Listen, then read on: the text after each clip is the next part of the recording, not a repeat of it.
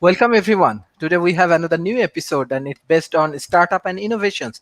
We have expert on startup and innovation from around the world. We have Ali from UK, Dr. Eric, Mr. Rob and Professor Donald from USA.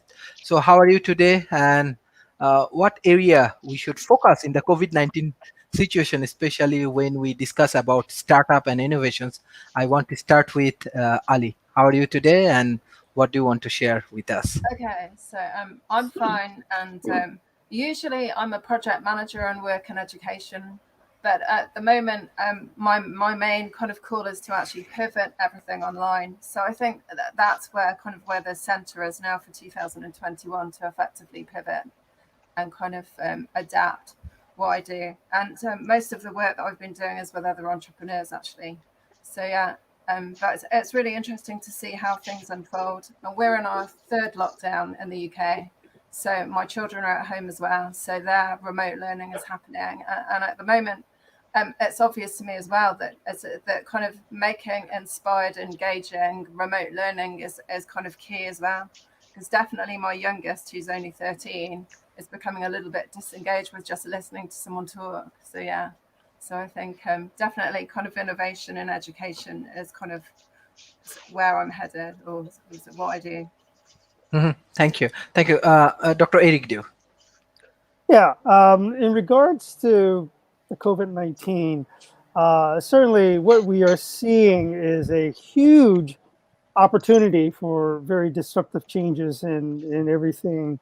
Um, and while the startup that I'm primarily working with right now is only peripherally taking advantage of this, I don't want to say take advantage, but in a sense that we are doing something that is addressing peripherally the COVID-19. I'm also discussing with a lot of local businesses in what they can be doing in light of COVID-19, and in particular with restaurants to utilize autonomous vehicles for delivery of food. And well, you know that I'm working with some people that you know in making that happen. Thank you. Mr. Rob. Yeah, I've done 3 startups myself, and I consult with others, and been doing it for a number of years. And talking about startups post-COVID, probably the best example is a company called Tetrate, a relatively new, no real office, a small facility in Milpitas, but all of their employees are working from home, and I have always worked from home, and they're located all over the world. In places like New Zealand, they're just recruiting somebody in Israel. But the post-COVID activity has actually allowed them to access human resources in places where they otherwise wouldn't be able to do it, and get experts on board that wouldn't work for them otherwise because they wouldn't relocate. So so for them in this new world, they actually exist where they wouldn't exist otherwise because they've been able to pull in talent that they wouldn't otherwise be able to get. Thank you. Professor Donald. Well, this was on startups and innovation, and I think that what I was thinking about a lot, since there's students out there, is talking a little bit about how startups work. I'm part of an incubator, and I've actually managed to get a few people, venture capitalists and others, to join the show in a month or so. They're busy. They can't do a show the next day if you ask them to. But I wish this was a real audience so I could ask them the question: what are the problems that are happening with COVID in where you live? I echo what the other people are saying about education, because that's a problem, and that's one of the things that we're working on with this show, the whole idea of being able to educate people remotely. So in a way, this show is a very COVID perfect situation. However, I've worked at a company that was too cheap to make manuals and documentation, and I was a trainer there. I was training pretty complicated stuff. And the way that when I joined the company, the way that they tried to teach me how the stuff worked was watching videos. And all of us trainers agreed that we could pay attention to one of those videos for about 5 minutes before we couldn't do it anymore. And I have incredible amount of sympathy for all the kids. I can't even understand how it could be possible for anyone to really have a good schooling by watching videos. It's just mind-numbing. So I think that I really agree that one of the huge opportunities is what we call here in Silicon Valley EdTech, educational technology. And we're not in South Asia.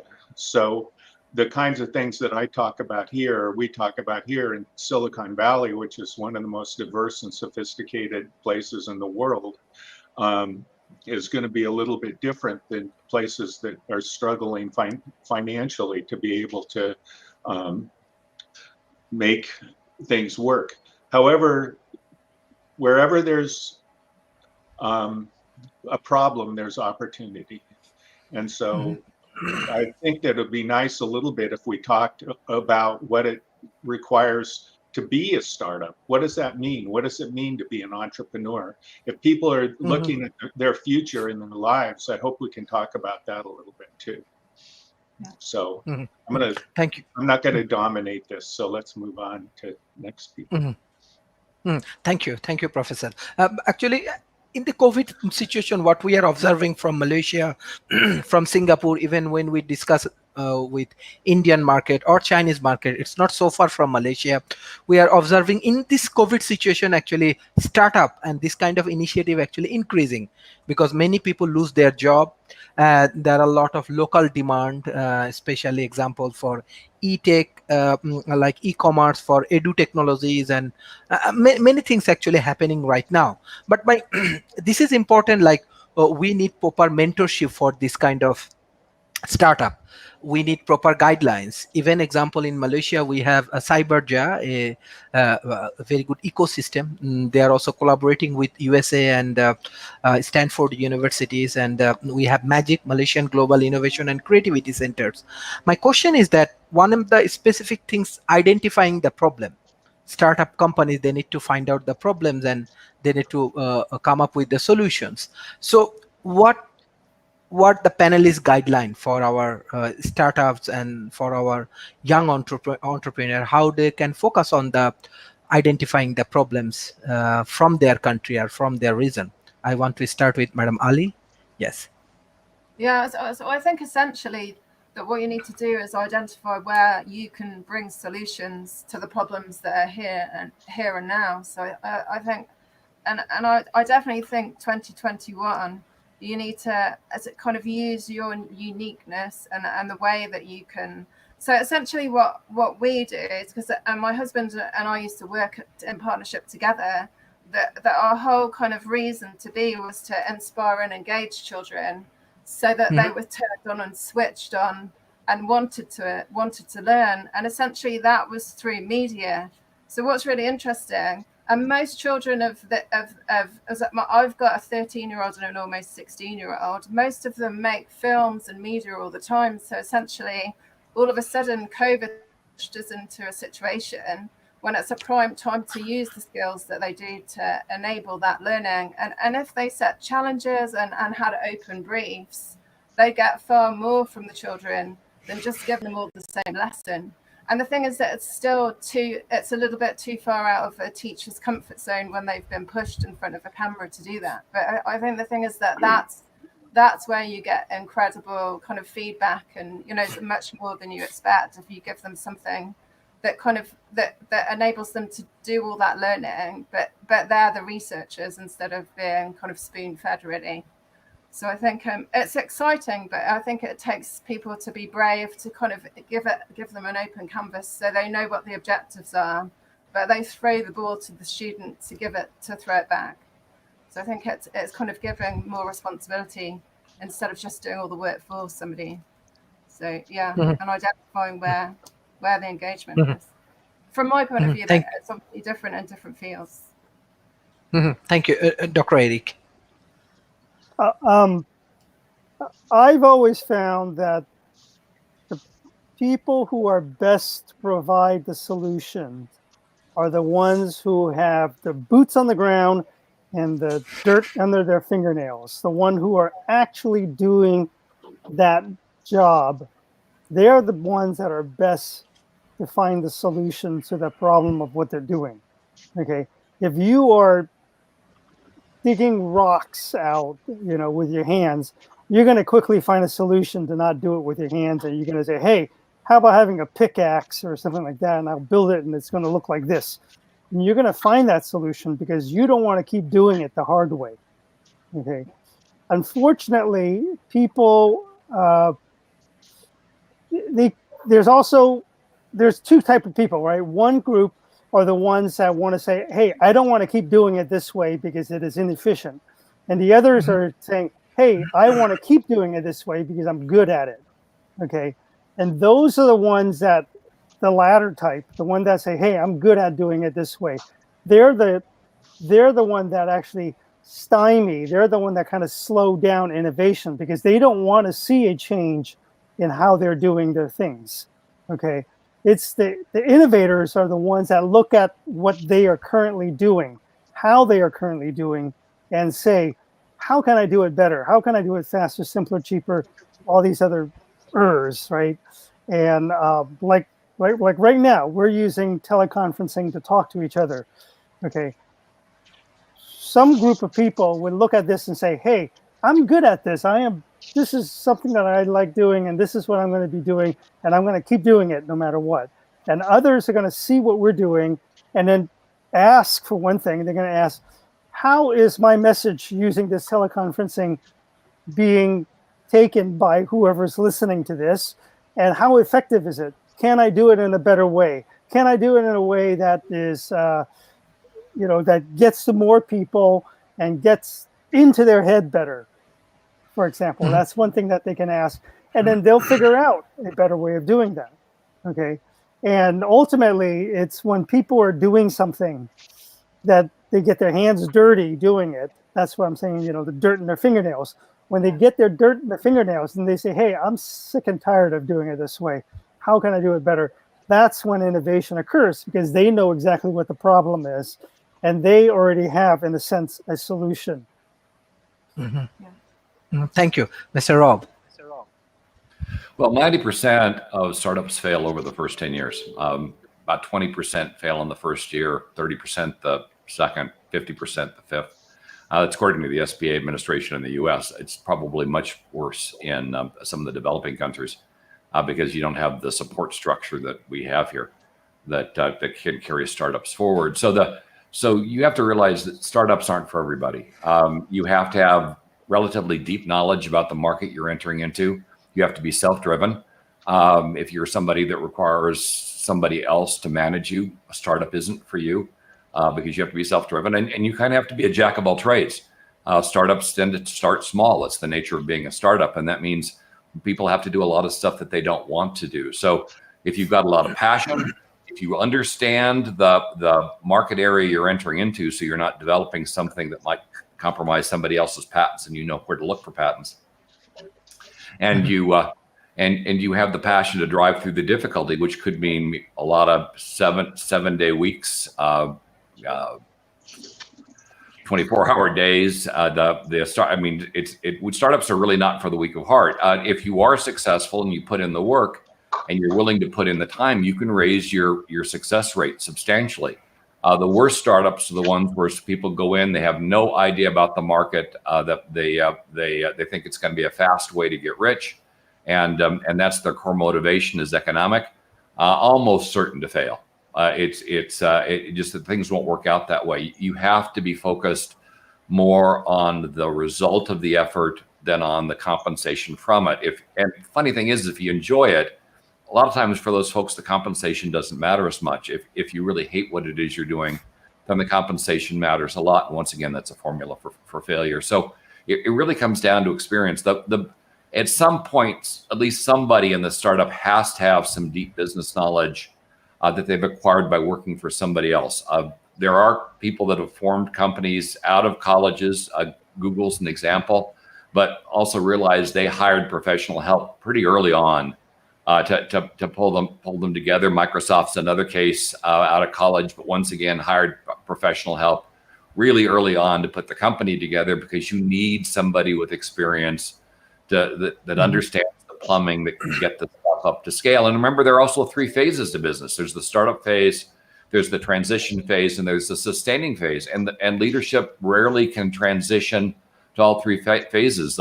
People that really love startups, that love the long hours, the drama, the excitement of a startup, and there's a lot of drama in startups, tend not to do well in transitions, and they tend to do horribly in the sustaining phase of the business. They will create drama where drama doesn't exist otherwise. So understanding that all becomes critical to finding a path to being one of the 10% of companies that make it all the way through. And it's kind of funny, IBM was talking a few years back about the number of companies that have made it to 100 years, and it's a really small number. And so part of building a company is building it so that it sustains. And so in the back of your head when you're building a startup has to be, how are we going to make this last longer than I'm alive? And, I would say 99.9% of startups don't even address that question later on in life, let alone at the beginning. So there are a lot of things that can go into forming a successful startup. I tend to say for most people, it just isn't the path for them. But for those that pull it through it and have that passion, have that team that can pull it all together, it's an amazing experience, and it's unlike any other. Mm-hmm. Mm-hmm. Thank you. Professor Donald. Well, I want to add to what the fabulous things that everyone else just said and talk about it a little bit. One thing that I make a distinction, and I agree completely with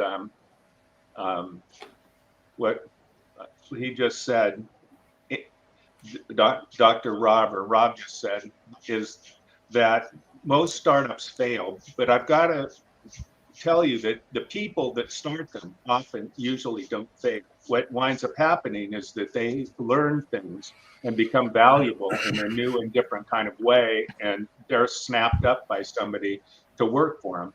But I also want to mention that being an entrepreneur isn't necessarily doing a startup. It's a mindset.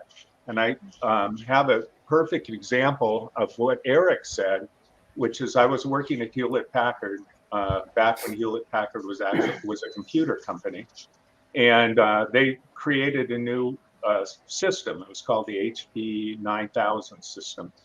And I was in the testing group, and one of the ways that people tested it, fortunately I didn't have to do this, is they sat at the console with this long list of things that they were supposed to type into it and see what responses they got to make sure that it was doing what it was supposed to do. And they'd even put in fake things just to make sure that the people were actually doing it statistically. Like they'd have mistakes in there to make sure the people actually made the mistakes they were supposed to make. And they'd hire people to do it, and they'd last a month or two. I mean, it was horrible. It was the worst possible job. So I looked at it and I thought, well, I could write this really, really simple program the way Unix works. I could just open up a file to the other, plug the RS-232 cable in, which is for terminals, switch the send and receive wires, and I could plug one computer into another.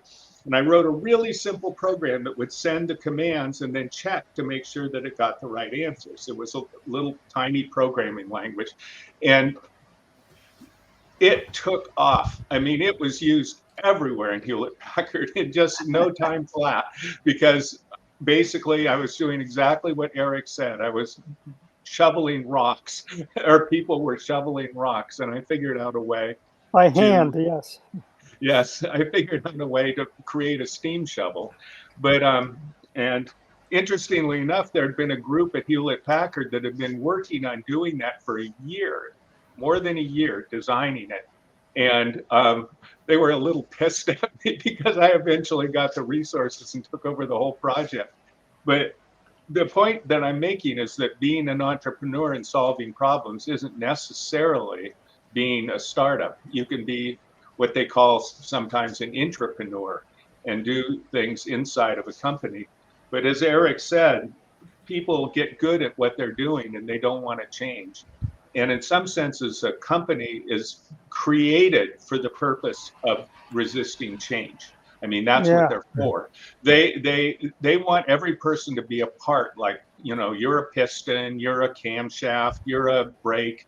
And then when somebody leaves, they can just hire somebody with the same skill set that's another brake or another piston or another camshaft to throw them into the positions. So if you're inside a company and you're trying to do things and make changes, you're going to probably meet even more resistance than you would from outside.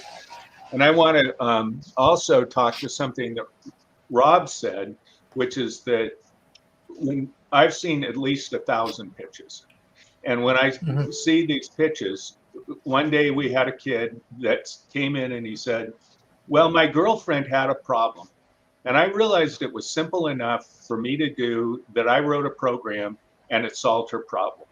And then once I did that, lots of people were interested in it. So I got an idea maybe I could start a company. So I had another friend who was getting an MBA and knew finance. So we started working together and we're just listening to this guy. And what has he got? He's got social skills. He's got the wisdom to be able to realize he can't do it all himself. He was solving a problem that other people had.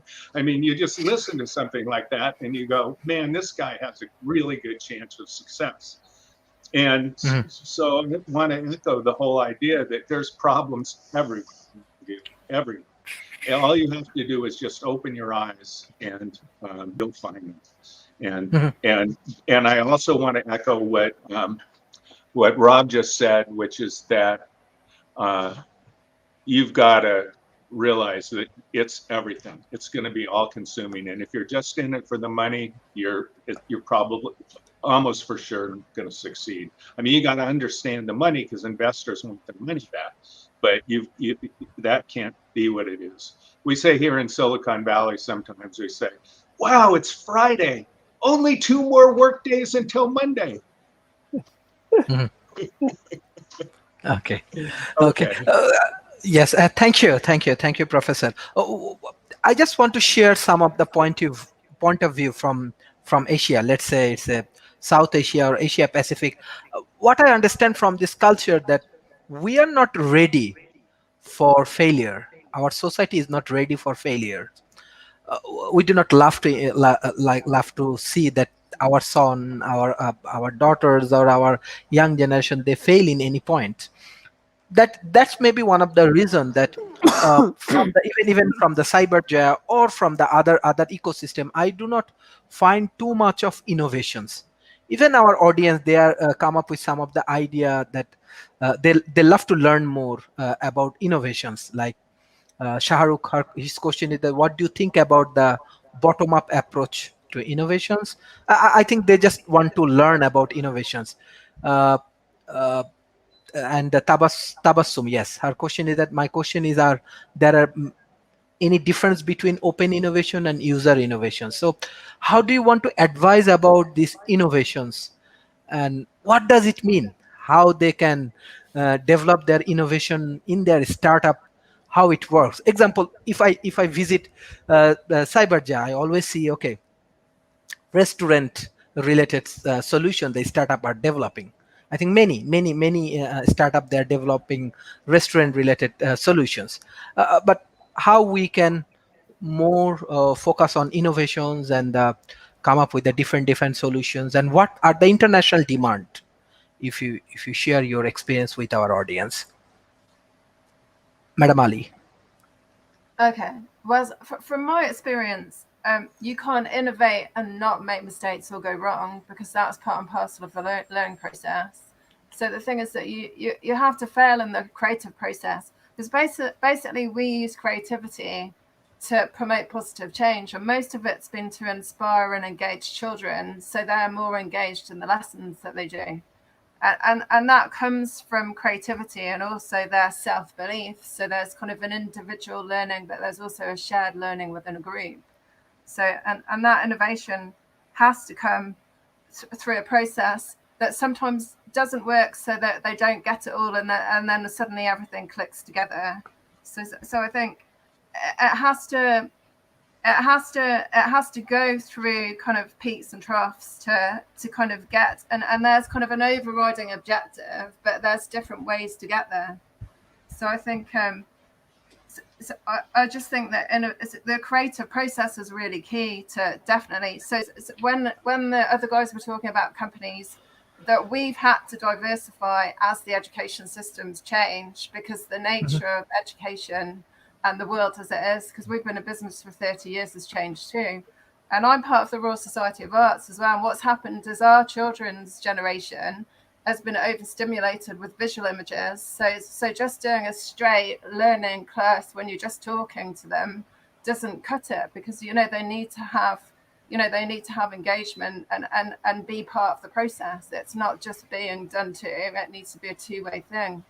So I think you need to diversify and evolve as you go. So you can't just stay in one place. So other companies might work so that there's a pivot and a break in it. But I think if you're truly innovative, you have to keep kind of meeting the new, the new solutions that people are looking for as well, to make things work. So and the media, the way that we've been pushed to pivot at the moment online has made us realize there's more possibility than we ever imagined, because we've got no other way of doing anything than being online. So it's kind of. There's no kind of quick solutions how to best innovate. You just have to see what works. Thank you. Dr. Eric. Well, in talking about innovation and failure, is what we were discussing. I think I mentioned previously that one of my professors I had when I was in my Ph.D. program in math was that what he told us after we got our degree, he said that if 99% of the things that you try to do are not failures, then you're not trying hard enough. Meaning you got to try. You got to try and try and try, and if 99% of them don't succeed, then if you're hitting your success rate is higher than 1%, then you're not doing enough work. And in a way, that's true. So everybody should expect to fail more. And I understand that in certain cultures, failure is a a negative sign. It's things that people want to dismiss, and they don't want to show failure. And ultimately, what requires is both cultural and government changes. They would have to take leadership, both the culture, and it's hard to have culture take leadership because who runs culture, right? So that's one thing. But the government needs to provide infrastructure and stability to allow the citizens to try and not worry about failure. Here in America, we don't have that kind of a thing. And, people think that America is a land of innovation, but I think we're actually very far away from innovating because far too many people are willing to suffer through their drudgery of regular work and all that because they have this fear of trying something new, because they try something new and they get fired, or they choose to get out of their company and work on their own and try something new, but there's no health insurance, there's no unemployment insurance, or whatever it is to keep them around, to keep them sustained. When Rob was talking about, well, why did these companies fail? They don't fail in the sense of they're making something and it doesn't work, kind of a fail. They fail because people who are working in it says, screw it, I gotta go back to my regular day job I've done before because I need money to survive, to pay bills and buy food and all these other stuff. Or I don't have health insurance, so I'm gonna quit trying to do this innovative thing that I'm trying to do. That's why those companies end, not because the product sucks. Because if the product sucks and you had a good idea, you'll make changes to it, and then it will be less sucky. Okay, you get the feedback from the customers, and they say, I don't like X, I don't like Y. Then you make the changes, and then ultimately you will get to a one where the product does not suck anymore, and people will pay money for that. But why would entrepreneurs and innovators just say, screw it, I'm not going to do it anymore? It's not usually because the product sucks. Sometimes it is, certainly that. But it's because they just said, I need to survive. And in order for them to survive, they need to have health insurance, they need to have a roof over their head, and they need, be able to put food on the table for their kids and themselves. And then a stable job is a safer thing for them to do. And then they move away from innovation and go back to the regular day-to-day things. That is what kills innovation, is the fear of failure. And that's where governments can come in and help alleviate that, help prevent that from being a burden. One specific point, what do you think about the present education system? We are like every country, I think that our syllabus and everything developed 50 years before or 100 years before, and we are trying to solve with this knowledge. Even I'm finish my PhD, whatever it is, but still I think that in real world, is it working properly? There are several things. One is, how do you measure what it means to be working properly? And if we choose to say we're going to measure it by something, is this measurement accurate or relevant? Not even accurate, but even relevant 5 years from now, 10 years from now, 20 years from now? And can we go backwards and apply it to prior years, prior generations, and say, see, they were better because blah, blah, blah. But we don't have a way to do that kind of a measurement. I also see that in terms of education is that we're focusing far too much on the early education, the kindergarten, first, second, third, fourth, fifth grade kind of education. And I try not, in my view, I would rather start the innovation on education at the latest stage, at the 3 months before graduating from college stage. Okay. The reason why I want to do that is because if we screw it up with the students, we'll learn sooner. Okay. Because if I take a 5-year-old kid and I train them in my Eric style education, how do I know if they're going to succeed until 30 years from now? Okay. What parent is going to give me their child to teach at 5 years old with the expectation that it's going to work 30 years from now with my unproven, untested, crazy idea? No parent is going to do that. So that's the conundrum you would have. So, but if I take a group of college students in their last semester and I say, hey, join me in this special group of classes that we're going to do. It's going to be a little bit different. And we're going to try doing blah, blah, blah.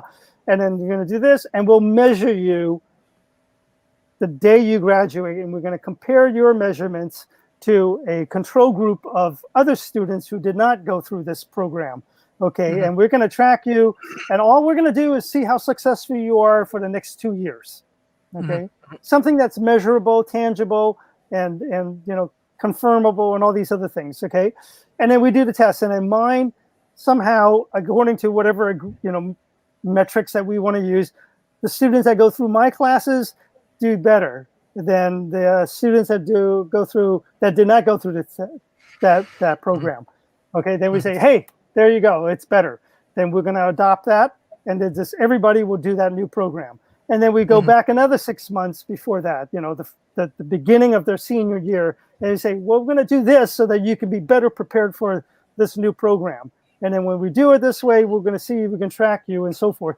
And then you go backwards over time. And this is a long program that would take multiple generations because you have to iterate this and you have to deal with things like coronavirus and all these other stuff where you're going to say, oh, you're going to have one whole year where you're not going to be able to do this program.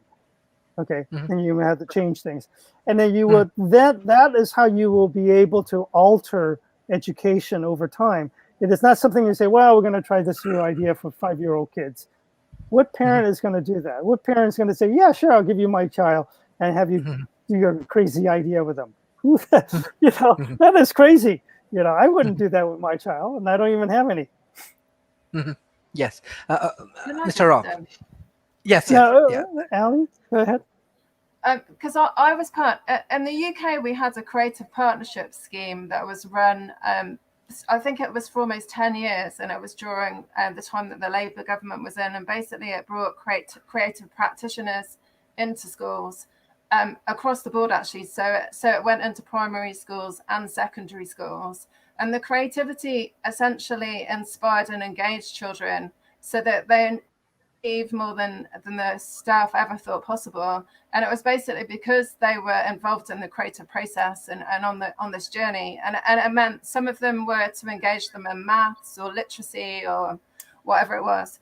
And essentially, I think the creativity is really critical, and the critical thinking. And that's there when the children are little. NASA did some kind of survey that proved that little children were geniuses, had genius potential, and the school system dampened it down, and it depended on the foundation that they came from and how they were supported at school and the peer group and the area that they were from. So the thing is that children have massive potential before they ever get to their teenage years, and it's essential that we tap that potential and make sure that they keep evolving and growing, instead of feeling like if they fail and they can't do something, that it's the end. Because it's you can't spend your time testing them and making them feel like they're failing when they're still decoding and trying to learn how to write and read. So the thing is, you have to do it in a different way so that the doors open for them to expand and make breakthroughs in their own time. And everyone's got different learning styles and things like that as well. But the young people, that's where the potential and the possibility is. And if you look now, there's never been a more exciting time to see young entrepreneurs make breakthroughs, and it's the first time, because of the internet and the online kind of ability, that young people have a voice, and they didn't have one. It's like 20 or 30 years ago. There were very few young people that were able to voice themselves. And if you listen to their view of the world, their view is much more sensible than some of the people that are in power at the moment. Sometimes we overcomplicate things, and things should be a lot more simple. So I think the potential for young people to make changes is massive now. They don't have to wait until they're adult to do anything. And it's probably going to be too late if we do. So I think just waiting till they're college students, so I just think they need to open it up so that they're not so kind of. So I think just create is key, and thinking for themselves so that they count and that there's a process. They're part of the process, and they can speak. So it's kind of That's, Thank you, Mr. Rob. Yes, Mr. Rob. Yes. So Eric brought up a series of things that were interesting. One of them is tolerance for failure. I had a chance to talk with the CEO of Ford a few years back. I wasn't invited back after the talk, and you'll see why in a minute. But he was arguing that one of the things they'd changed in Ford was a tolerance for failure, and they recognized they weren't advancing because people were punished for failure. They weren't encouraged to try things that were prone to failure. And then he went on to say, with the F-150, their truck, if anybody tried something on that and failed, they would most certainly be fired. And I was thinking, okay, you really don't get it. I mean, if you're going to have a tolerance for failure, that tolerance of failure has to go across all your lines. You can't say, hey, we've got a tolerance for failure in all the products that don't mean anything to us, but on the product that means something to us, we have zero tolerance for failure, and you're going to get shot. And the other thing we do as a community is often when somebody reaches a certain level, if they screw up, they're fired. And we often called it the Peter Principle years ago. It's the idea that people raised one level above their competence, and then they're terminated. We don't do something like, okay, you raise somebody up to a certain level, they fail at that level, push them back down to the level they were successful. I'll give you an example. We had an IBM vice president of sales who had been a top salesperson prior to that, and they moved her into management. She was a horrible manager. And because she was a woman, and because you had, at that time, EEOC was particularly strong, firing women was a problem. The way to get her to quit was to turn her office into a sub-zero refrigerator. So in the middle of summer, when the rest of the office was 70 degrees, her office was something like 32. She came to work with a heavy coat. She resisted that for a while. I would call that employee abuse. Certainly innovative in terms of the application of skills, but absolutely improper care for an employee. And on top of that, we lost one of the top salespeople that were in the company for no friggin' reason. So this ability to convey a willingness to fail is actually much better in smaller startup companies. But on the other hand, they don't have the economic resilience to handle failure. For them, if they fail, sometimes they won't have the money to carry through to the next quarter. Where in larger companies, there's really no tolerance of failure. People use failure as a way to move beyond their peers. That person failed here. A big example right now is Pat Gelsinger, a friend of mine that just took over at Intel. I knew him when he was at Intel, and we've kept in touch over the years. But he was in line to be CEO way back in the early 2000s. And he was put in charge of a product called Larrabee, which was certain to fail. I mean, it was in such bad shape, there was no way it was going to succeed. It did fail, and that was what was used to force him out of the company. Most incredible thing that I'd seen, but not the first. And so this focus on tolerance for failure is critical, because the way we advance and learn is by making mistakes. But if we have zero tolerance for failure, we won't learn in advance. Now, I'm going to pivot a little bit, and then I'm going to come back to some of the other stuff that we were talking about earlier. Ali was talking about how young people are able to do things and take chances and actually have a sense of the world that older folks don't have. But what young people often don't have is a sense of consequences. And where many of the problems that occur with young companies happen is improper management of employees, improper management of money. Some of the companies that I've been involved in, startups, have had horrible problems with executives, and it's Silicon Valley is infamous for this, of hiring women and telling them that part of their service is to service them. The absolutely improper, incredibly illegal, and yet it's a very common practice in the Valley. And it generally with younger companies, but VCs are kind of famous for it, even in older firms. And so you get bad behavior, and I think that this aspect of teaching kids consequences very early on is something we don't do and we should do to make sure these kinds of mistakes that are company killers and career killers aren't put in place, because often these people don't actually realize that when they do this and they get caught, they're done. I mean, they are not only not going to do another startup, they're not going to get hired any place again either. They get blacklisted. So understanding consequences is critical. Now to the two questions that came in: open innovation versus other forms of innovation. Open innovation is when you go out to the community, the stakeholders in your firm, and that you ask them for help in solving a particular problem. Crowdsourcing innovation is when you go out to an audience and you say, hey, I've got this problem. You guys solve it for me. And there are often incentives to make that happen. For those that have done it successfully, I applaud them. It is not an easy thing to manage, and it's really hard to contain the intellectual property once it's created. And then you've got co-creation, which I think she was referring to as kind of customer-driven innovation. And that's where you go to some of your customers, some of your largest customers, and you say, we're going to help you solve this problem. We are going to co-own what comes out of it. So for instance, an example at scale would be when EMC partnered with General Electric to create a computing division that would deal with large companies. That was co-creation, where you went out to a customer and they created it together. Now, the other question was on bottoms-up innovation. That is typically the preferred method of creating innovation in a company, because the people that are at the lower ends of the company are closer to the customer. Therefore, they can understand the problem better and drive it up through the company. I tend to call top-down innovation as just orders from clueless executives. There are proper ways to do it, but often executive staff is relatively far removed from the rank and file of the customer.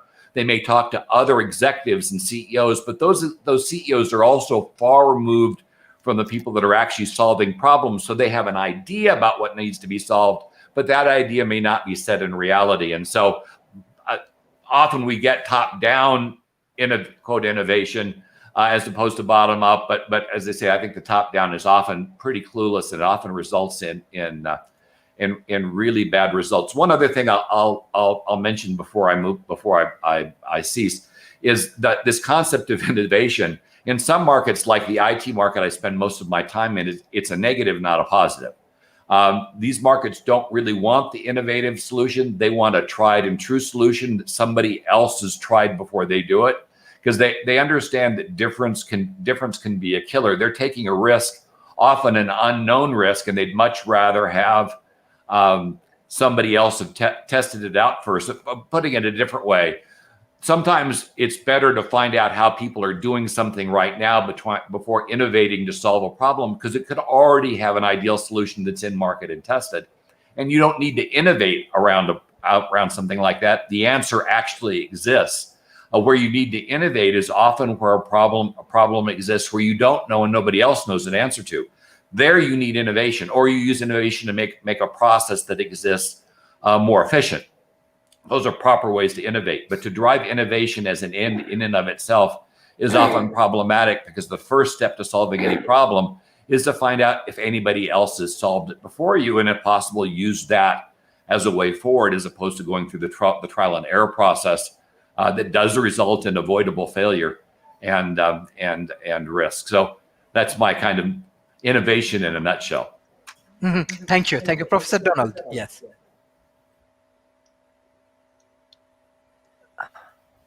Can you unmute yourself? Everyone brought up some fabulous points.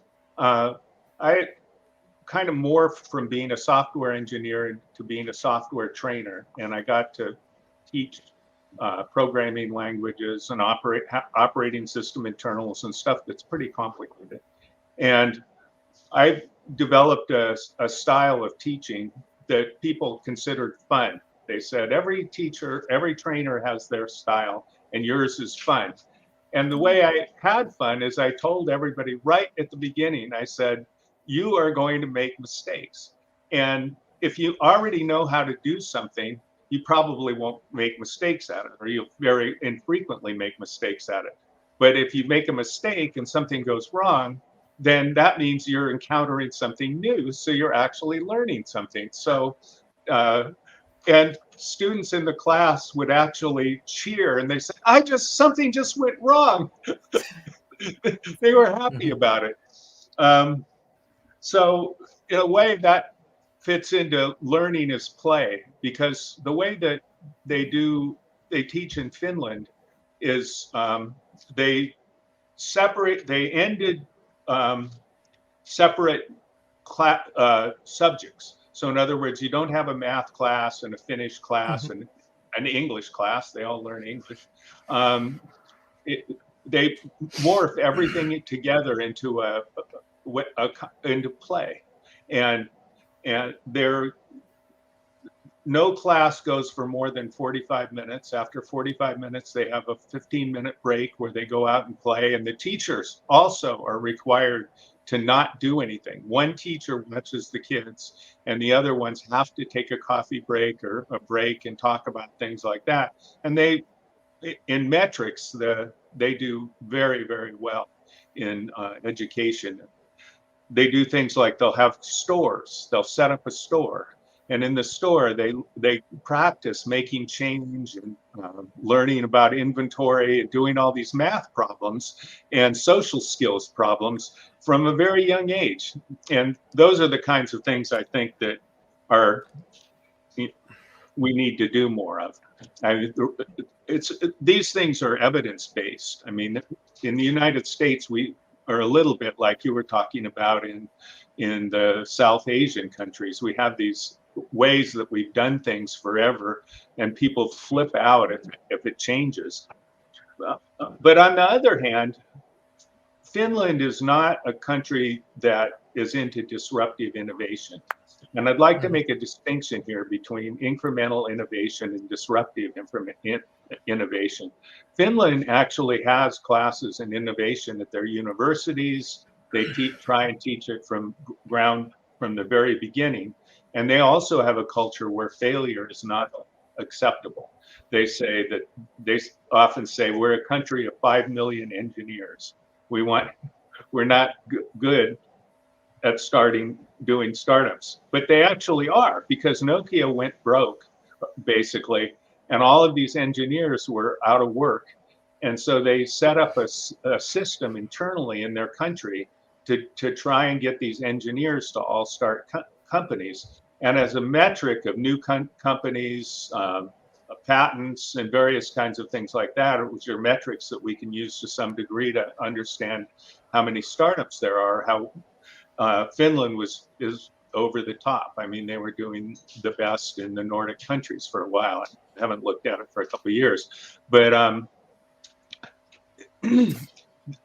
incremental innovation is when you basically take a process or something that already exists and improve it, as opposed to disruptive innovation when you come out to something new.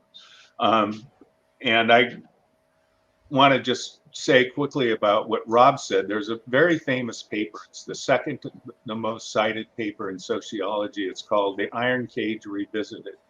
And in it, they point out that if you make something that's totally new, nobody knows what it is. Nobody knows how to use it. There's got to be some sort of a structure. You have to be doing something that means something to people. So innovation can only go so far. I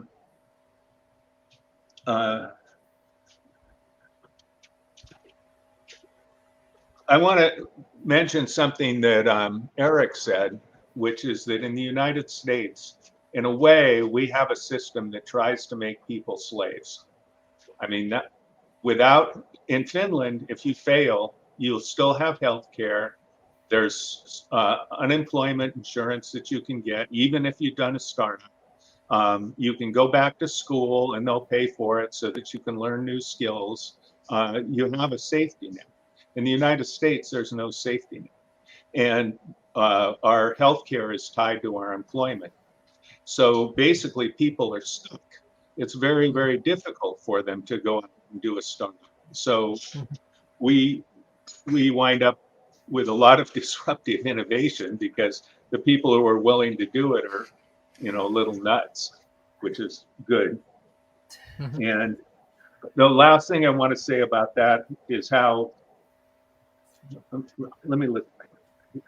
Yeah, the last thing I want to say about that is the problem with getting governments involved in innovation is something that's well known. So there's this idea of incubators, and there's quite a few incubators in Silicon Valley. And the incubators provide sometimes legal assistance to help do the patents. They provide a place for them to be. They provide various resources for these companies. And they try to do the same thing in Finland. Every place where they're trying to duplicate Silicon Valley, one of the things that they do is they create incubators for companies. But the problem with that is that the incentive changes. The incentive becomes to get the incubator to give you as much as possible. So the incubator becomes your customer instead of the actual customers that you're trying to serve. So governments, if they're trying to help innovation, have to walk a careful, fine line. Oh, there is one other thing that I wanted to say, which is about open innovation. Innovation is usually taking something that's somewhere else and bringing it into a different social world. And so the most important thing for everyone is to build social networks that are diverse. So one of the problems Rob mentioned this, is that in Silicon Valley, companies are often usually started by engineers. And engineers do something that's so cool that every other engineer in the world would think it was the coolest thing in the world, but no one else, they can't sell it. I mean, nobody really cares. So being able to have somebody in your group that's just like, basically doesn't even understand exactly what you're doing, or doesn't even understand the engineering part of it, but understands really well what it is that people want, and is super important. And then the other thing is, Rob mentioned again, is the money part of it all. I was working with this one startup, and they got into a very famous incubator, Plug and Play. And when we walked in the door, they asked the company next to them, they said, what was the biggest mistake you made? Because they were farther along. And they said, not having a financial person at our company. That was our biggest mistake. And so the whole idea of open innovation, of course, is being able to bring a larger group of people into vetting you in a way, and to find ideas. Of course, that's actually can work out, but it has to be diverse. You can't just be with engineers. You have to be able to start making relationships with finance people, with sales people, with marketing people. Even if you don't like people like that, you've got to figure out how to do it. So that's what. Thank you, thank you. But this is really interesting, and I'm sure our audience really enjoyed today's sessions, because I think this is very much important for them. Because if I want to share that millions and million people experience from Asia, this is true. Still, we have to go a long way, and we have to improve our ecosystem for startup innovations. Even different governments and different corporations, they're investing money on that. But still, I think that we need more support, like from the today's panelists, because even World Talent Economy Forums, every day we are trying to engage with different university, because our target is universities, and we are distributing our content, and it's 100% free. And beside that, we are developing innovation lab, because this is very important, and we need your support, because I know there is a millions and million students. Even in the COVID period, only 1.8 billion people, they already affected in the education system. I think 60% of the people live in Asia Pacific, and from there almost 57 to 58% youth, those who are under 30 years old, and everybody actually affected for their education system.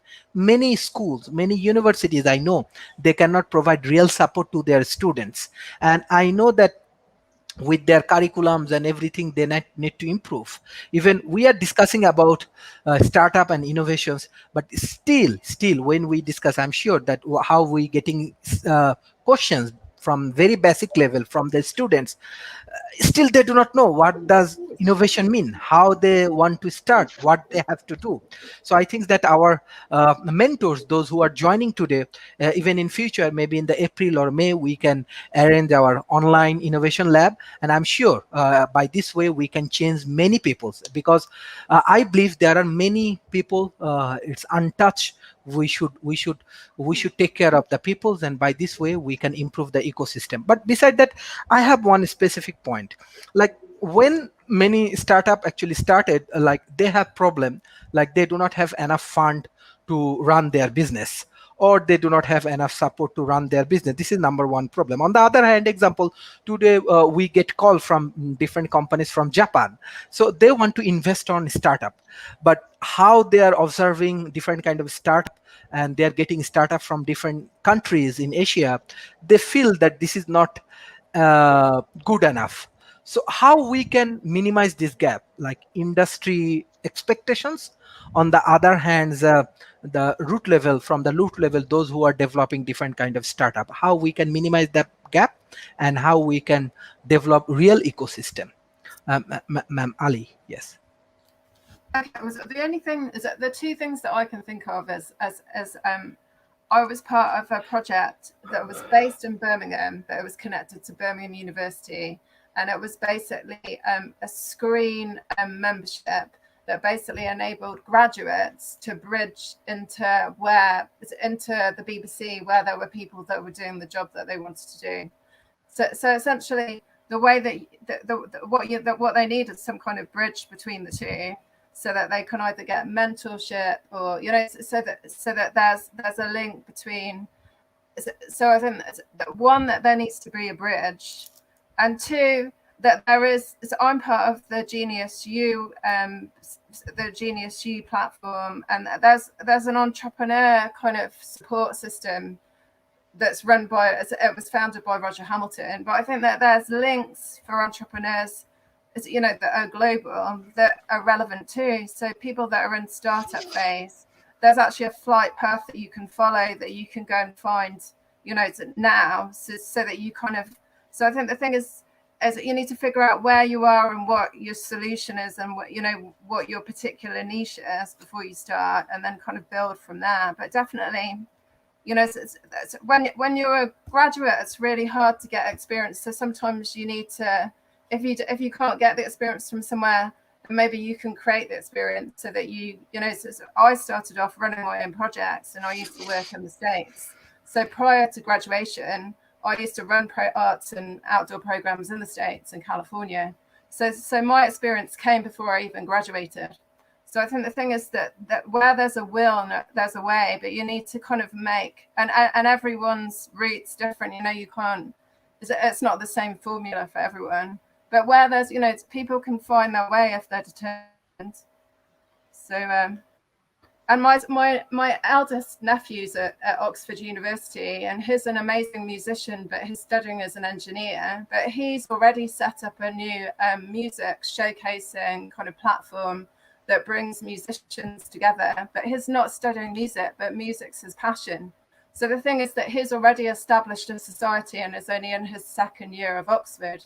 So I think the thing is that you can create something from nothing if you've got the passion and the potential, and the social networks enables you to bring people in. The same way as I met you, Sharif, actually, you know, kind of innovators. Mm-hmm.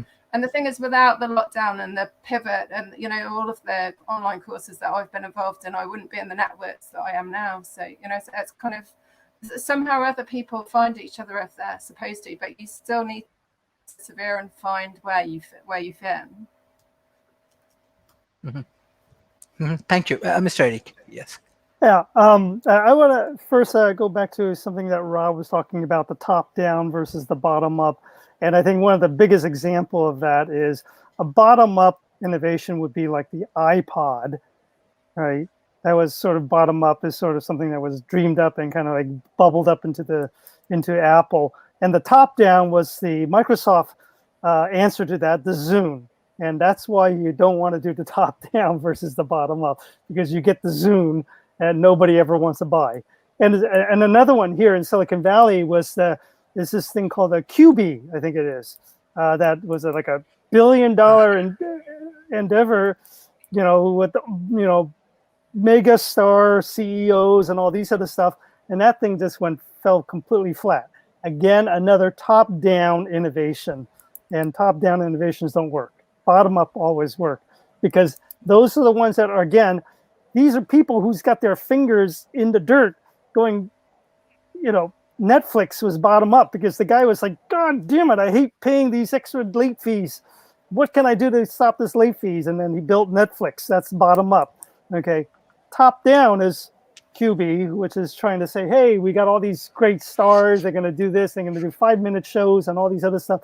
And nobody wants to watch it because they didn't really address what the customer's pain point was. And that's the thing.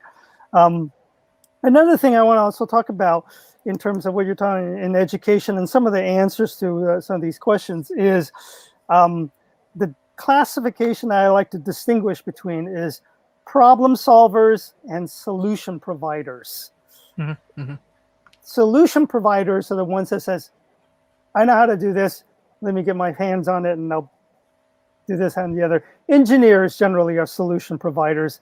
For sure, professionals like CPAs, accountants, lawyers, those are solution providers. They know how to get your patent filed. They know how to do your finances to make sure that those are right. And they are definitely critical people to make sure that you get things on the right track. But for innovation, what you need are problem solvers. Problem solvers are the people that go like, I see the problem, let me just try it out. Let's see what I can do to make it work. And they just throw things at it until they find something that works. Those are the ones that are going to find something that works. Don't say, hey, I'm gonna just apply my solution to this. You know, I'm a C++ programmer. I'm gonna just nail it with C++ until it works. That's not how it works, because maybe the answer is not the solution that you provide. Okay, it may be the answer is something completely different. For example, when Rob was talking about IT, and then you have various security things, and let's say like the cloud and all that. What's really important to the users is not necessarily that technology. What's really important is probably who has the liability, who is going to control things, who is going to be liable if something goes down. And if the company says, hey, we'll take care of your liability, don't worry about it, we'll take care of your liability if you use us, then company will say, sure, maybe we'll use you, because they don't want to deal with the liability. Okay, so it could be, the problem is not necessarily, oh, can you have 24/7, 365, 99.999% uptime, and all these other things, and triple redundancy and all these other stuff. You can have all those things, and people go, I don't know. But if you say, hey, I'll take care of all your liability, they go like, sold. Okay, that's what happens, is that you're the problem is that people are scared about, oh, what the hell happens if something gets screwed up? Okay, the solution is, oh, let me comfort you. Okay, not, oh, we have 99.9995% uptime. People don't care about that necessarily, because they're still worried about that 0.00005% downtime, and they go, oh my God. Okay, if you say, don't worry about that, then they go, done. Okay, and they'll pay good amount of money for that too. Okay, so that's the difference, is to provide, be a problem solver rather than a solution provider. Understand. Yes, Mr. Rob, yes.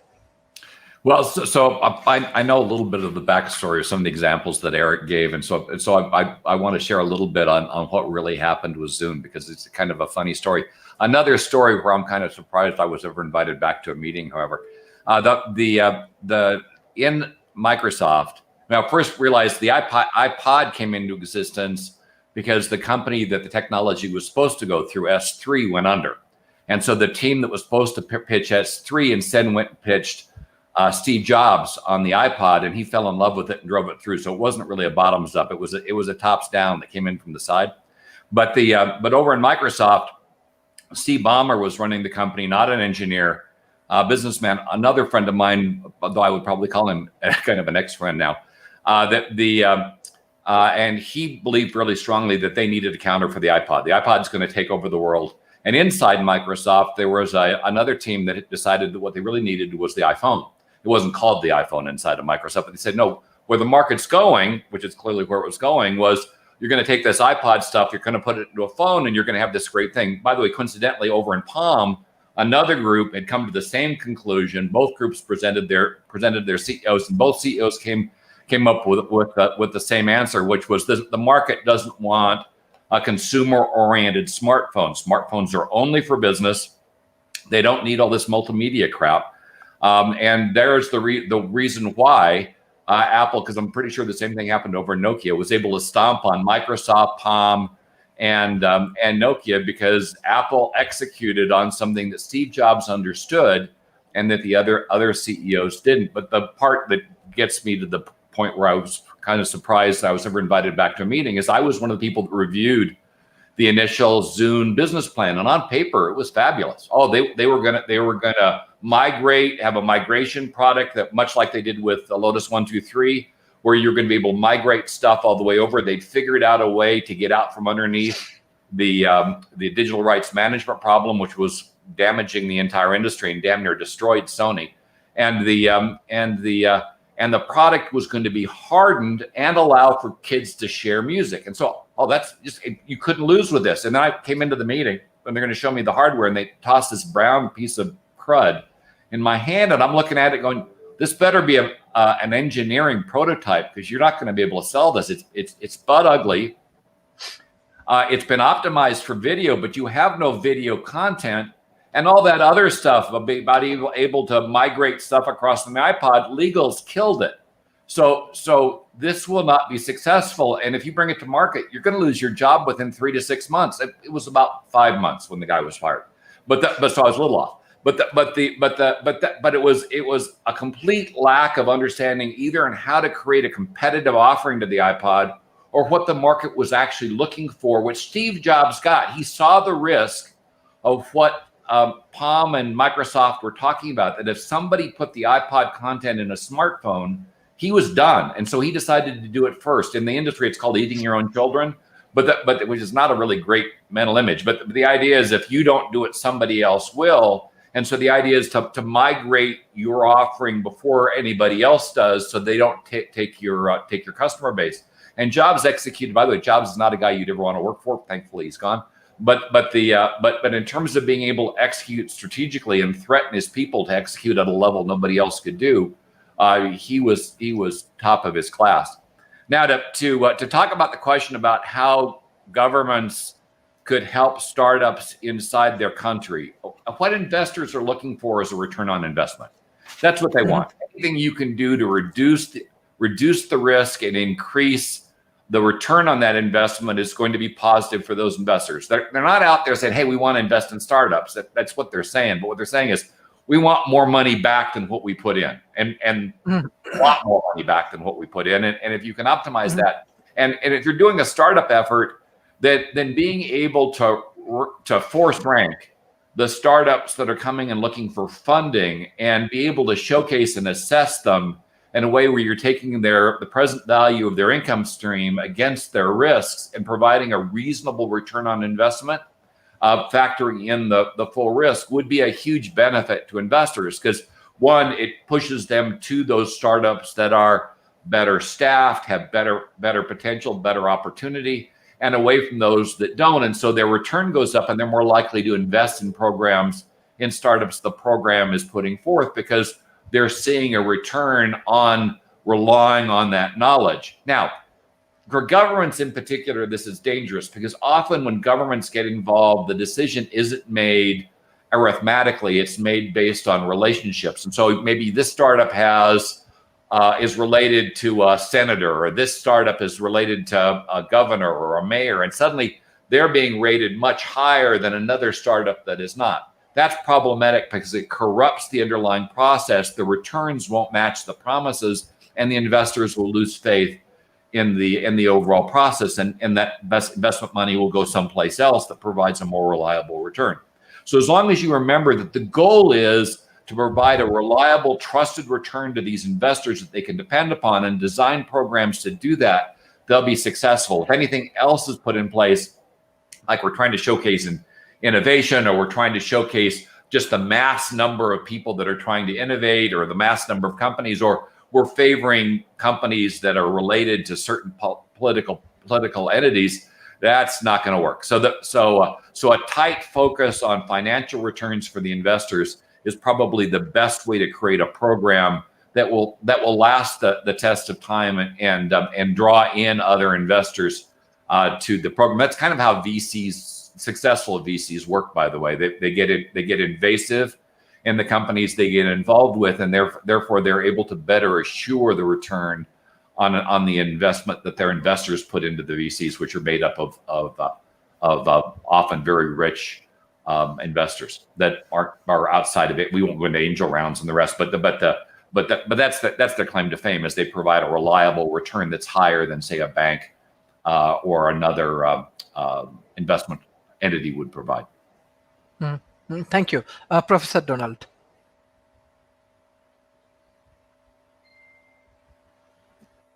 Can you unmute yourself?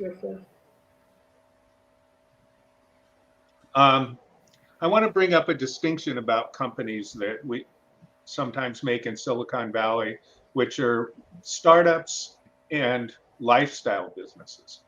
And they are funded differently, and they have different purposes. One of the things that's interesting about Silicon Valley ecosystem is that we have these giant companies like Intel and Cisco and things like that. And they realize that it's impossible to innovate within the company. I mean, they understand that because of everybody's going to fight against you if you try and do something differently in one of these big companies. So what they do, they have this whole kind of system where people will find a problem inside of Cisco, and then they'll quit, and they'll start a company that solves that problem. And then Cisco customers will buy it because they know beforehand that this is a problem that they have, and then Cisco will buy the company. And that's an important distinction. Sometimes Silicon Valley is famous for innovation, but I'm would argue that what Silicon Valley makes is companies. That's what our product is. And people want, when you start a company, one of the things that we want to know right in the beginning is how are we going to get our money? If you're an investor, you want to ask, how are we going to do it? And there's two ways. I mean, the pitches, they say, oh, we're going to do an IPO or we're going to get acquired.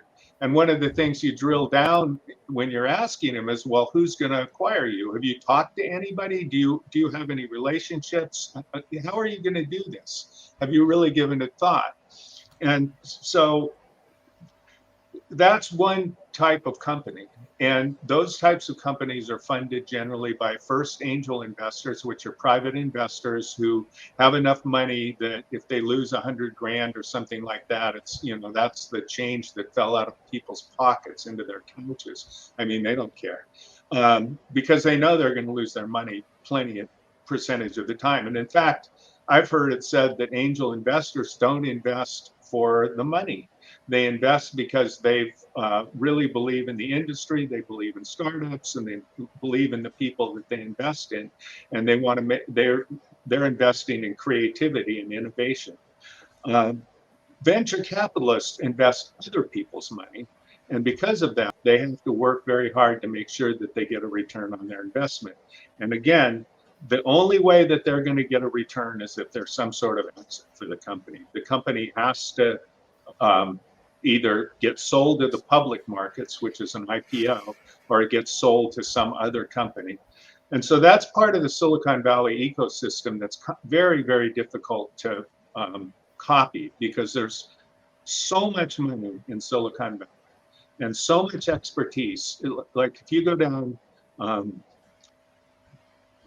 Page Mill Road, or you go down, you can just see law firm after law firm after law firm, these 5-story, 10-story buildings. And these are all people that are experts on intellectual property and forming corporations and all of the legal stuff that needs to wind up happening. Anywhere, there's just so much money. They estimated 10 years ago that there was $4 trillion worth of laboratory space and innovation space in Silicon Valley. I mean, that's way more than the gross national product of Finland.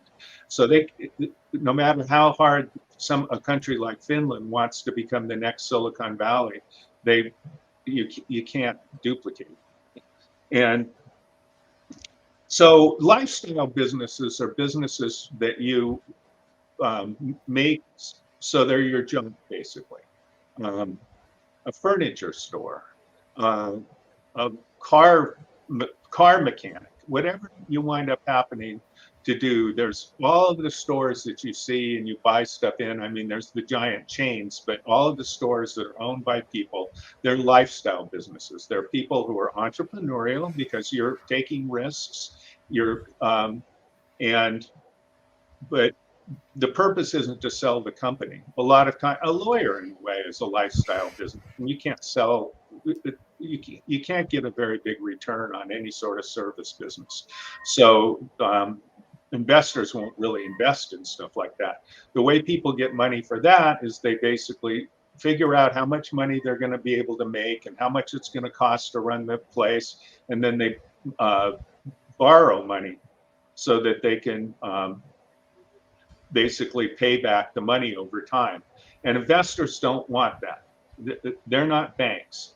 You borrow money from a bank and the company can be a small company that can do well. I mean, a liquor store or something can make $500,000 a year. It's not like they're small businesses, and it's not like the people don't do very well or can do very well, but that it's not what investors want. Banks want that. You can go to a bank for money to do that. And let's see, there was one other thing I wanted to mention.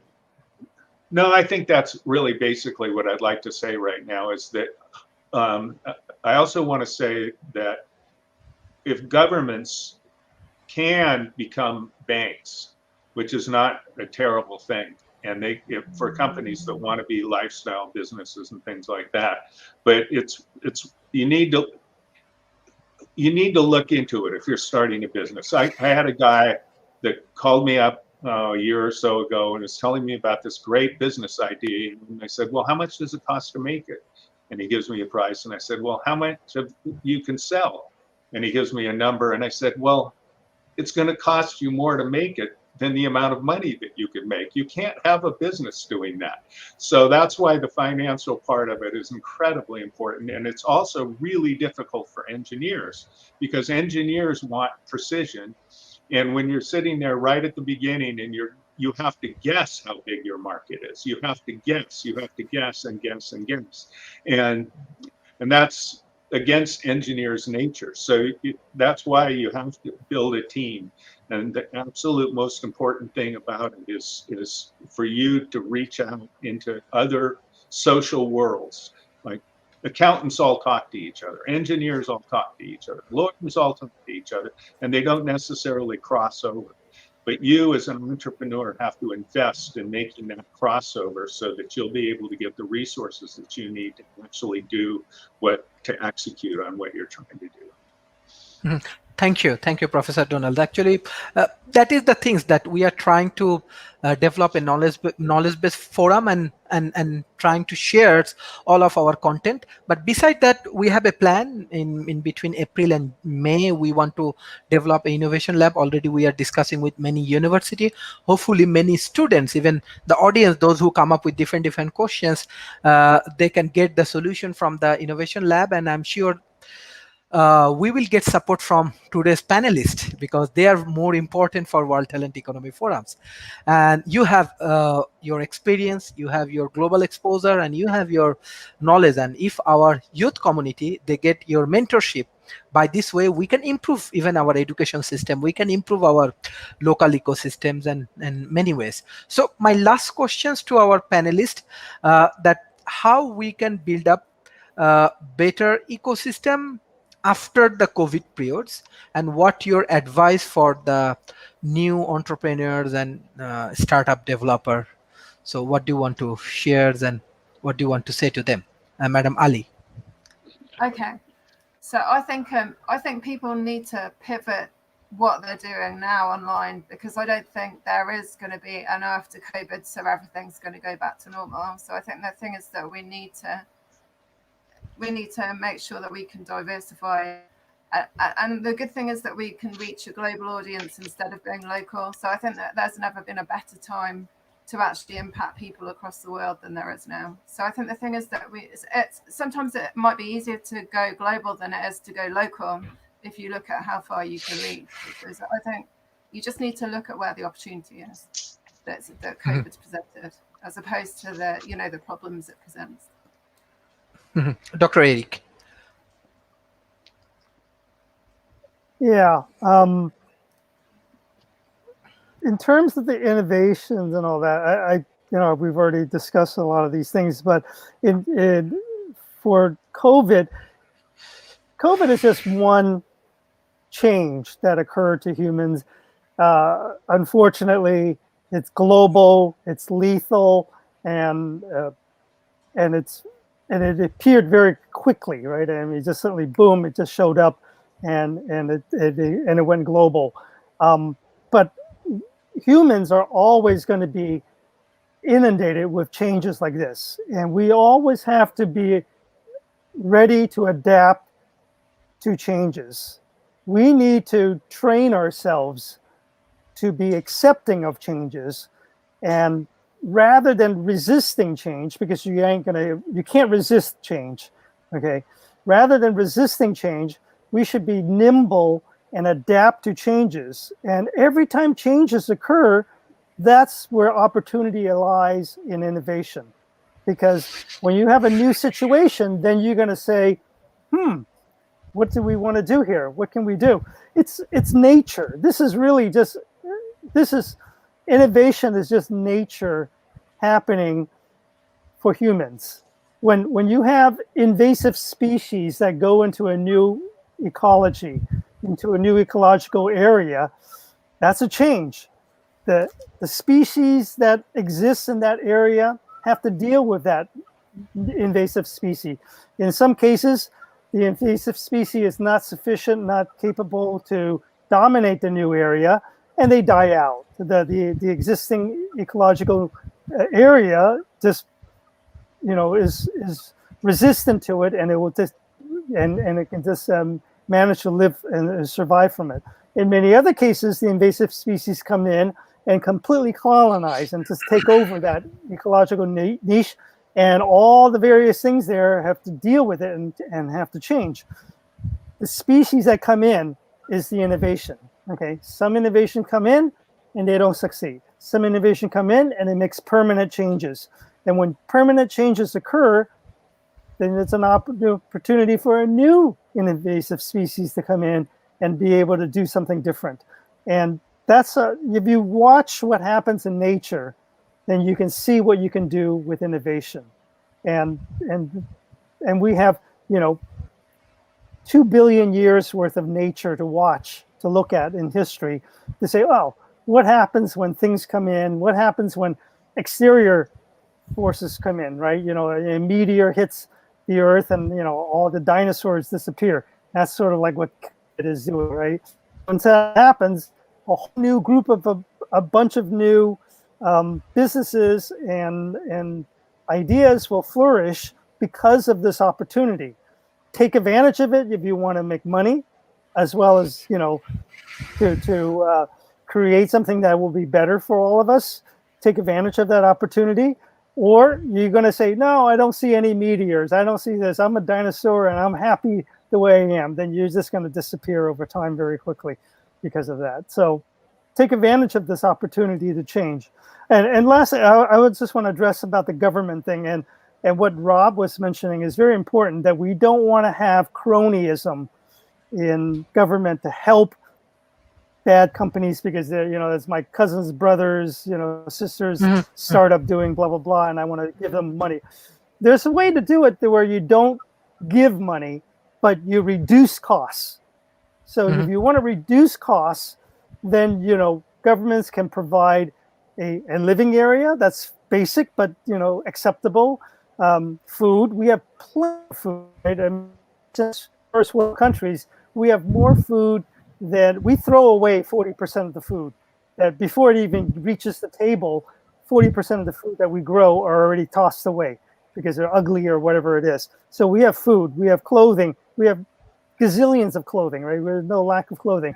So shelter, food, clothing, and all these things can be provided by the government. And just say, hey, here it is, free food, free clothing, free housing, okay? Do your innovation. You don't get a penny in actual cash. But if you want to stay at this place and you do your innovation, there's no cost. That can help stretch out the length of time for a startup to survive. Okay, so now when you do somehow get better, then the investors can come in and say, hey, I want to put in $1 million for 15% or something like that. That way, you're working with innovators. You're not working with people who want to get onto the government dole and get $1 million into their pocket or something like that, because there's no money going in. It just, you stay in some dorm. It'll be like a fancy dorm, free food and shelter and all these other stuff, and you can provide all the other necessities and all that. And the government can also provide legal services and financial training services and all these other things that could be all for free. And that way you can stretch out your dollars. And this is something that would answer Donald's issue about how Silicon Valley has $4 trillion of capital to play with, but Finland doesn't have $4 trillion of capital to play with. Well, Finland has a lot of land, and they have plenty of food, and they have shelter, and they have clothing and all that. They can provide free all those things.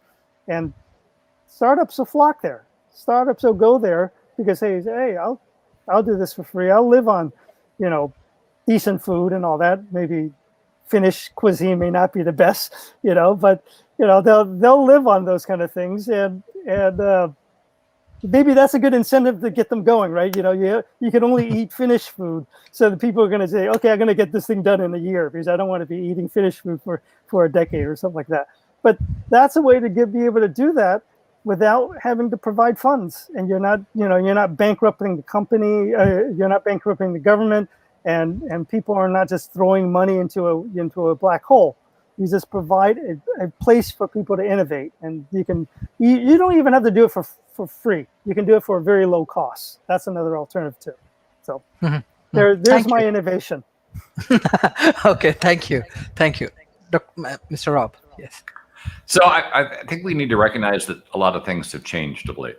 So Donald was talking about the difficulties of building another Silicon Valley, but Silicon Valley wasn't the first Silicon Valley. I mean, it was the first Silicon Valley with silicon, but prior to Silicon Valley, we had aggregations of knowledge in other places. They generally occurred around large monopolies, though. Standard Oil owned oil, RCA owned consumer electronics, AT&T owned telephony. And because of a lack of control over monopolies, the potential for a Silicon Valley didn't exist until relatively late in the cycle. But if you wanted to create another one, say, for instance, if you wanted to go to the center of software, it's really not Silicon Valley. It's probably closer to Seattle. If you want to go to the center of biotechnology, to a large extent, it's back east and with some of the large teaching colleges. So it tends to occur where historically it's occurred where you had an aggregate of human resources that were easily accessible and could move company to company, or if it was a monopoly, move within the same company. But that just changed. With the COVID virus, people are now working remotely and companies are discovering you can get people any place in the world. And if I was a country thinking ahead of the curve, I'd say, okay, what do I want? I probably want the tax revenue. Now, depending on my setup, it could be income tax revenue, it could be sales revenue, but how do I structure it so I get the majority of that? And it might be that your strategy would be to create the best place for people to live. Because if a company forms and wants to attract the best people, then having them live where it is they want to live would be beneficial. And there was a test actually that I observed. I was in competitive analysis at IBM for a while. That's what ended up getting me into executive resources. And actually, I was on line to be CEO, but I was well towards the back of that line, not the front. And what it is you go out and you look at what the dynamic is in the market that's changing, and you get ahead of that dynamic. You don't try to recreate Silicon Valley. You figure out where the next big thing is going to be and what the dynamic is going to be around that. And currently, that dynamic is probably going to be best place to live. Now, I was going to give you an example. There was BMC was a company that competed with IBM, and at the time, IBM was a work for life company with major pensions, and it didn't pay more than anybody else. In fact, it paid less, but the benefits were greater and the protection was greater. And people valued, going back to Maslow, they valued those core elements of having a secure job, having good benefits, and having a pension higher than anything else. And pulling somebody out of IBM was nearly impossible. But BMC was able to do it because they founded themselves in a place that was a much better place to work, better place to live. Schools were better. The environment was better. There was no smog. There was no traffic. And you could still work on the same kinds of projects you did at IBM. BMC was a direct competitor. And they were very effective at pulling employees out of IBM because people that put their families before their careers tended to go there, and those that valued quality of life over work advancement and working for a large multinational, which, if you remember, IBM at the time was IBM was called I've been moved. Your stability at IBM was something that you could not depend on. I still remember when they tried to relocate me to northern New York and told me the benefit was there were a lot of single nurses that were available in the evening. And I was freshly married, and I was thinking that was a great way to end up dead. So it wasn't an attractive sales pitch for me. But in any case, this idea of creating a best place to work. And so if I was a country right now in this current COVID environment, I'd be looking at things like digital infrastructure because these people have to connect back to their companies very well. I'd be looking at things like advanced education so these people can remain current and can transition as markets transition. And I'm looking at quality of life, good schools, clean air, clean water, low crime, Those are the kinds of things that are going to attract the people that are going to do this. And then I pick a market. I mean, what's emerging? Biotech's emerging. Robotics is emerging. Autonomous vehicles, electric vehicles. Electric vehicles are still emerging. Now, some of the technology is relatively dirty, but creating technology, clean battery technology, is a huge opportunity right now. And so these are the people that figure this out will create that next Silicon Valley, this next collection of people. And the companies could be located almost any place. But if you've got the people, most of the revenue that these companies will generate will have to flow back to the human resources that create the technology. And that may be a better strategy. But I would argue you don't want to look at the way the world was or is. You want to look at the world the way it's going to be and then get ahead of that curve and develop for that opportunity, because chasing a dominant play, chasing Microsoft from behind or Silicon Valley from behind or Hollywood from behind, it's just not going to work. It's the what you've got to do is you've got to go first where the market is going to be, establish a beachhead, make it defensible, and then you've got a chance of not only having that next wave but sustaining it in your country. Mm-hmm. Thank you, Mr. Ram. Professor Donald, please unmute yourself. Unmute. I keep muting myself because my wife's cooking in the background, and you don't want to hear pots and pans banging around, which is, I'm certainly glad she's doing it, because she's very happy when she has a good meal. And happy wife, happy life. She's making me hungry, and you're too far away to drive over for breakfast. Oh, sad. But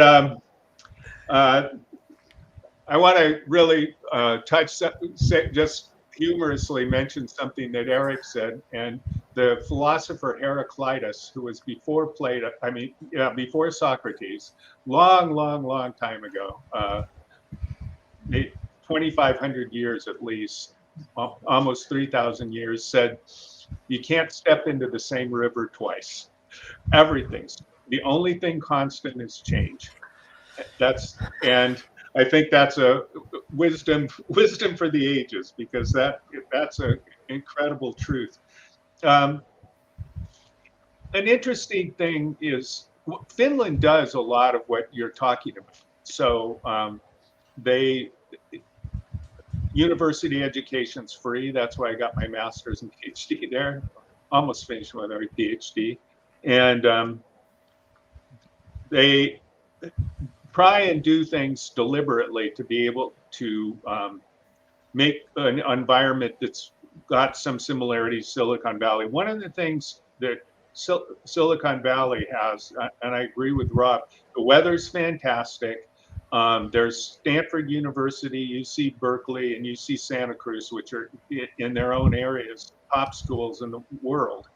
And the person, Fred Terman, deliberately made it so that business people would attend Stanford. He gave them basically 10 cents on the dollar to go to Stanford, so that he would have business people taking the classes and interacting with the engineers and things.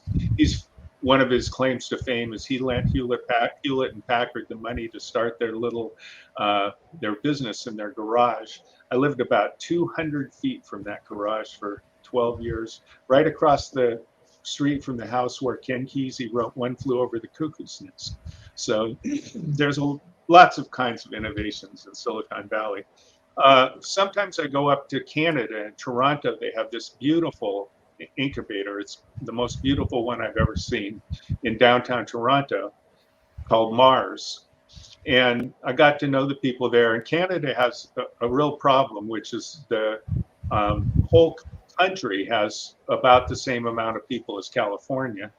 And so if they have a product that's a big deal in Canada, it's still not going to turn out to be a very big company.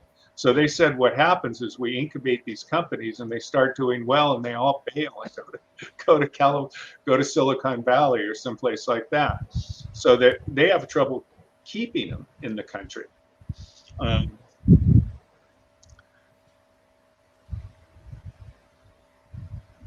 Another problem that's in Finland and Canada and Austria, those are three countries that I know well. is that they don't really have the concept of an angel investor and or venture capital. I mean, it's growing. Germany too. Germany started to develop a venture capital industry right before the '94 crash, and everybody lost all their money, and so that they reined in for years and years and years before they could get brave enough to start doing that again. But in Finland, the people with the money are families that have lived for years and created some of the larger businesses there. And so it's a problem getting the investment. And they're doing exactly what Eric said, which is to give free university education, try and locate research and development areas next to universities. In fact, where I lived, Oulu had the University of Oulu that they built from scratch basically for that reason. And the other main resident of Oulu was the Research and Development Center for Nokia. And now all of those buildings are server farms for Microsoft because, as you know, Nokia faded. Well, it changed. It's doing okay, but it's had to change its business a lot. They didn't believe in smartphones either. They thought that they could make. They thought that was silly, and they didn't invest in anything in it. And where I'm going with that is that they eventually moved their R&D headquarters to Silicon Valley. And that's one of the things about Silicon Valley. It's exactly what Rob was saying about the resources, is that you can walk into a pub in Silicon Valley and sit down and somebody will sit next to you and you get talking to them. Has this happened to me? I actually met one of the founders of Intel way back when it was Fairchild. He was working there, and I met, or one of the first employees of, and so he's a founder in that way. And another time a guy sat down next to me and I said, "What are you doing?" He says, "Well, I'm here from Cambridge because I'm an expert at quantum computing and I'm here to go to Google and work with that." I said, "Wow, could you explain quantum computing to me?"